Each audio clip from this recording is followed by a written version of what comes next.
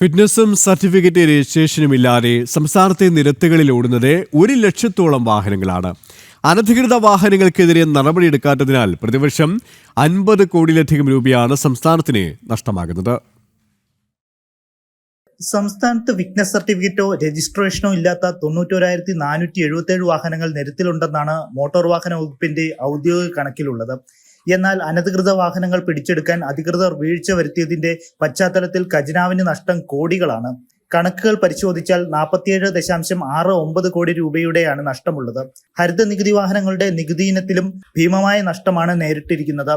രേഖകളില്ലാത്ത വാഹനങ്ങൾക്ക് പിഴ ചുമത്താത്തതിൽ 12.18 കോടി രൂപയുടെ കോമ്പൗണ്ടിംഗ് ഫീസ് ഈടാക്കാത്തതിലും കനത്ത നഷ്ടമാണ് മോട്ടോർ വാഹന വകുപ്പിന് ഉണ്ടായിരിക്കുന്നത്.